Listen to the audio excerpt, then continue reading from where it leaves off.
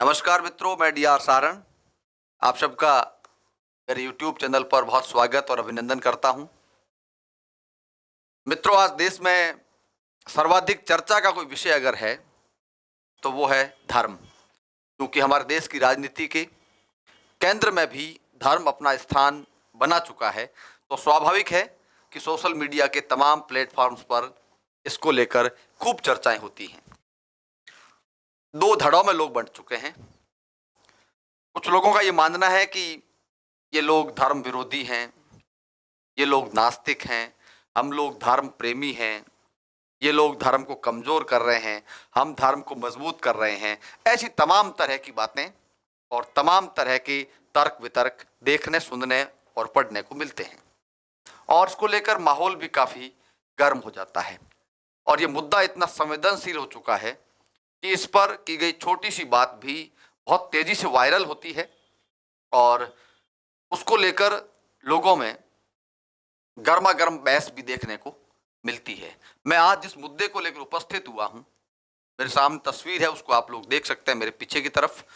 उससे आप लोग अंदाजा लगाइए। शेष बातें मैं आपके साथ करने की कोशिश करूंगा।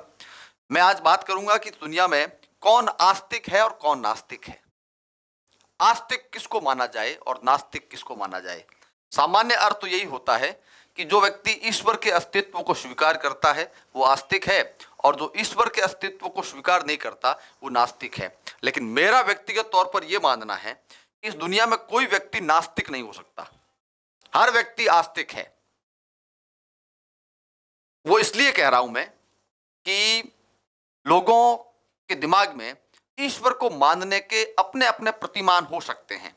कोई व्यक्ति ईश्वर को किस रूप में मानता है, उसको किस रंग रूप में, आकार में देखता है, उसको किस नाम से वो स्वीकार करता है, इसको लेकर आपके मतभेद हो सकते हैं। लेकिन ऐसा कोई व्यक्ति इस दुनिया, मुझे लगता है, नहीं हो सकता, अपवाद को छोड़ करके, जो इस दुनिया में किसी तीसरी ताकत को स्वीकार नहीं करे। और मैं भी ये मानता हूं कि इस दुनिया में ऐसी कोई ना कोई अदृश्य ताकत जरूर है जो इस दुनिया के सिस्टम को चलाने का काम करती है। उसको हम लोग चाहे प्रकृति कह दें, चाहे हम लोग उसको ईश्वर कह दें, अल्लाह कह दें, खुदा कह दें, हम लोग उसको किसी भी नाम से पुकार लें, उससे ज़्यादा कोई फर्क नहीं पड़ता। लेकिन इस दुनिया को चलाने वाली कोई ताकत तो जरूर है और हर व्यक्ति उसको कहीं ना कहीं स्वीकार भी करता है। लेकिन उसको स्वरूप निर्धारण को लेकर उनके कई मतभेद हो सकते हैं। इसलिए मैं तो दुनिया में किसी व्यक्ति को नास्तिक मानता ही नहीं, हर व्यक्ति आस्तिक है। लेकिन फिर भी, तो फिर सारे लोग आस्तिक हैं, तो फिर ये विवाद किस बात का है? विवाद इस बात का है कि जब हम लोग धर्म की बात करते हैं, जब हम लोग ईश्वर की बात करते हैं, तो उसमें कुछ ऐसी चीजें हैं, क्योंकि हमारे धर्म और ईश्वर का जो आधार है वो हमारे शास्त्र हैं।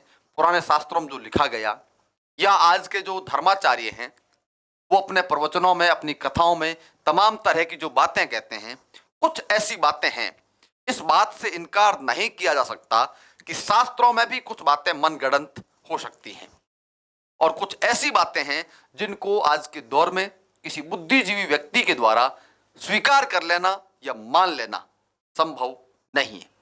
और तर्क वितर्क की जब बात करेंगे तब भी कहीं ना कहीं वो बातें खरी नहीं उतरती।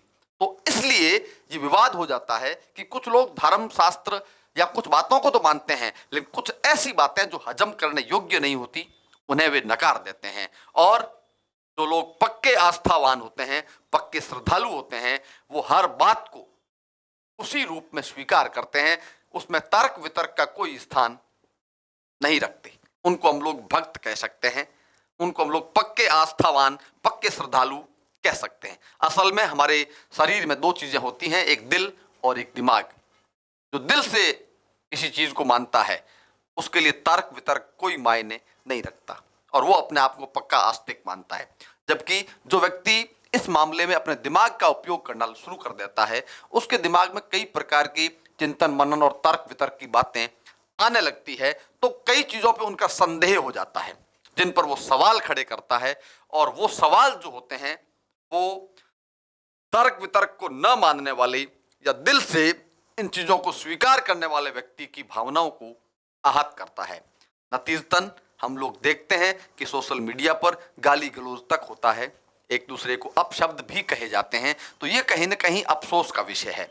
मुझे लगता है इसको लेकर गाली गलौज न करके आपको व्यवस्थित रूप से उस पर शुद्ध रूप में और अच्छी तरह से आपको बहस करनी चाहिए, तर्क वितर्क करना चाहिए, कोई दिक्कत नहीं है। विज्ञान का युग है तो तर्क वितर्क और तमाम तरह की बातें होगी, केवल भावनाएं आहत करने से काम नहीं चलेगा। और यदि आप लोग उस बात को प्रमाणित कर सकते हैं तो आप लोग प्रमाणित करिए। मैं 2-3 उदाहरणों के माध्यम से इस बात को स्पष्ट करना चाहूंगा, और खास तौर पर मैं आज ये बात इसलिए कर रहा हूं कि इन दिनों एक बयान बहुत चर्चा में है। 2-3 बयानों की बात करें, जैसे गत दिनों हम लोग बागेश्वर वाले पंडित धीरेन्द्र शास्त्री का बयान सुन रहे थे। वो कह रहे थे कि मैं सबके मन की बातें जानता हूं, उनका पर्चा बनाते हैं। इस बात को लेकर बहुत बहस चली। जिन लोगों को ये बात स्वीकार नहीं हुई, उन्होंने स्वीकार नहीं की, तो कुछ लोगों ने उनको धर्म विरोधी बता दिया, बालाजी का विरोधी बता दिया। असल में ना तो बालाजी का विरोध है, ना धर्म का विरोध है, लेकिन ये बातें आज के दौर में कहीं ना कहीं मानने योग्य नहीं है, इसलिए कुछ लोगों के दिमाग में सवाल खड़े होते हैं।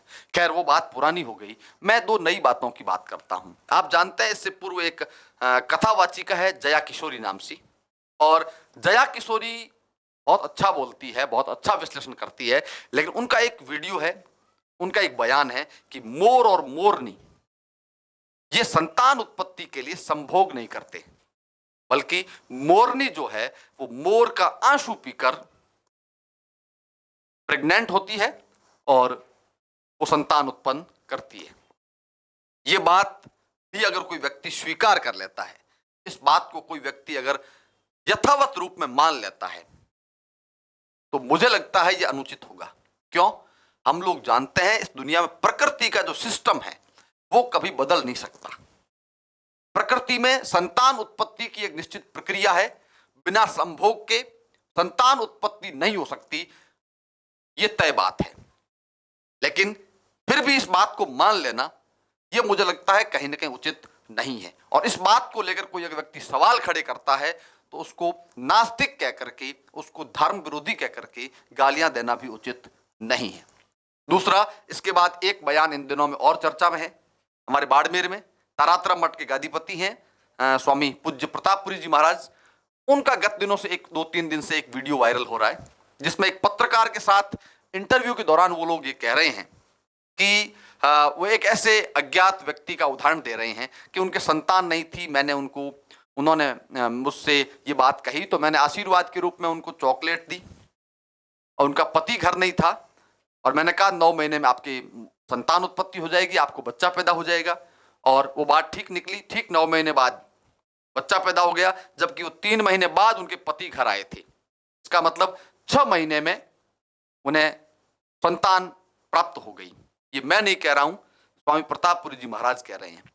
मैं कतई उनका विरोध नहीं करता, और मैं कतई यह नहीं कहता कि चमत्कार नाम की कोई चीज नहीं होती। बेशक इस दुनिया में ऐसे महापुरुष हुए, ऐसे साधु संत हुए, ऐसे ऋषि मुनि हुए, जिनकी तपस्या और जिनकी साधना के परिणाम स्वरूप ऐसे कई चौंकाने वाले तथ्य भी देखने को और सुनने को मिलते हैं, इसमें कोई दो राय नहीं, ठीक है। लेकिन ये जो सवाल था, चॉकलेट का तो कोई मतलब भी नहीं है। लोग अलग अलग प्रकार की टिप्पणियां करते हैं, मैं बेहुदा टिप्पणी करने वालों का कतई समर्थन नहीं करता, लेकिन इस बात में भी संदेह और सवाल तो कहीं ना कहीं खड़ा होता है कि 6 महीने में संतान की उत्पत्ति हो जाना, या फिर ये चीजें जो कहीं ना कहीं, मैं सारी बात की डिटेल नहीं करना चाहता, लेकिन यहां पर आपके दिमाग में भी एक सवाल तो पैदा होता होगा। तो चाहे जया किशोरी का बयान हो, चाहे पूज्य प्रतापपुरी जी का महाराज का बयान हो, ये तमाम चीजें जो है ना, ये किसी बुद्धिजीवी या साइंस को मानने वाले, या इस, और मैं साइंस की भी बात नहीं कर रहा हूं, या तो प्रकृति का विरोध है, और प्रकृति ने एक सिस्टम तय कर रखा है, चींटी से लेकर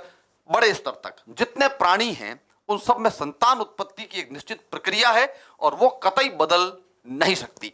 और हम लोग अगर उसके विरुद्ध बात करते हैं तो ये कहीं ना कहीं चैलेंज को खड़ा तो करती है। तो तमाम तरह की बातें हैं, आस्तिक नास्तिक को लेकर, ईश्वर को लेकर, तर्क वितर्क को लेकर, दिल और दिमाग को लेकर, कुछ बातें वाकई मानने योग्य नहीं है, और उन बातों को लेकर अगर सवाल खड़े भी होते हैं तो वो लाजमी है। उसको लेकर हमें भावनाएं आहत करना, या फिर हर चीज को बिल्कुल बिना सोचे विचारे स्वीकार कर लेना, ये भी कहीं ना कहीं अच्छी बात नहीं है। बेहतर यही होगा कि हम लोग आस्तिक और नास्तिक के इस लड़ाई और इससे झगड़े से मुक्त होकर हम लोग वास्तविक बने, हम लोग अपने धर्म का समर्थन करें, हम लोग अपने ईश्वर को माने, हम लोग आस्तिक बने, कोई दो राय नहीं।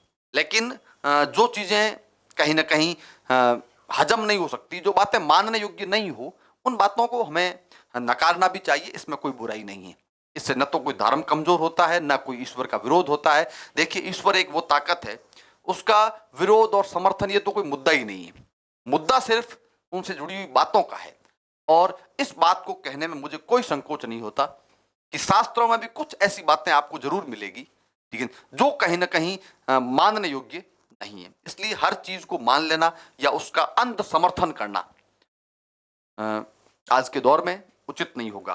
तो चाहे अंध विरोध भी गलत है और अंध समर्थन भी गलत है। हम लोग वास्तविक बने, वाजिब बातों को स्वीकार करें, वाजिब बातों को माने, और जो बातें गैर वाजिब हैं, जो मानने लायक नहीं हैं, जो समाज में अंधविश्वास और पाखंड को बढ़ावा देती हैं, उन चीज़ों से हमें मुक्त भी रहना चाहिए। ये एक जिम्मेदार नागरिक का एक दायित्व भी है, तभी हम लोग इस प्रगतिशील समाज को हम लोग आगे ले जा पाएंगे। वरना इस प्रकार की जो व्यर्थ की जो बहस है, इसी में हम लोग उलझ कर रह जाएंगे। आप इस तमाम मामले में आप लोग क्या समझते हैं और आप अपनी क्या राय रखते हैं, अपने कमेंट बॉक्स में अपनी प्रतिक्रिया के रूप में जरूर बताइएगा।